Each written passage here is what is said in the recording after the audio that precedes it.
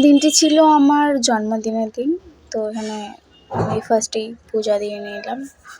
আর মানে এত সকালে এত রোদ ছিল, তাই আর মন্দিরে যাওয়ার কথা ছিল কিন্তু যাইনি। আর আমার দাদুর বার্ষিকও ছিল, মানে আজ থেকে তাও 2-3 বছর আগে আমার দাদু চলে যায় আমার বার্থডের দিনেই। তো কোনোবারই সেরকমভাবে সেলিব্রেট করা হয় না বাড়িতে, কিন্তু এবার একটু মনে হলো।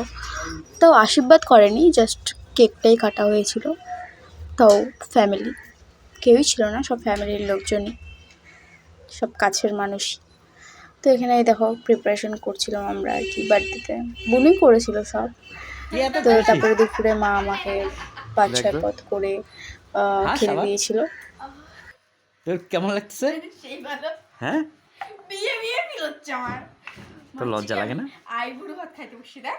কিন্তু তোর কি পাশে বসে মনে হচ্ছে বড়ের। এটা তোর বোনের রে, দুষ্টুর।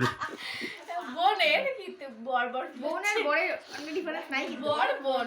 কিন্তু তোর কি আজকে? আজকে আমার জন্মদিন। তারপরে এখানে রাতে আমি ফার্স্টে তাপসের দেওয়া কেকটা কাটছিলাম, তাপস নিয়ে এসেছিল এই কেকটা। নেক্সট তারপরে এটা দিয়া বুনুর দেওয়া কেক ফার্স্টে ভিডিও করে তারপরে এখন এই যে কেক নিয়ে নিচ্ছি।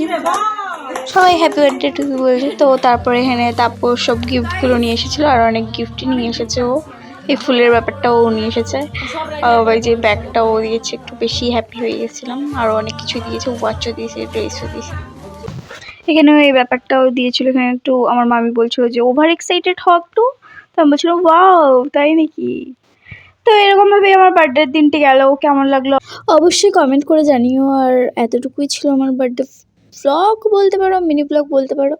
যাই হোক, like comment share and subscribe করে দিও ভিডিওটা ভালো লাগলে। টাটা।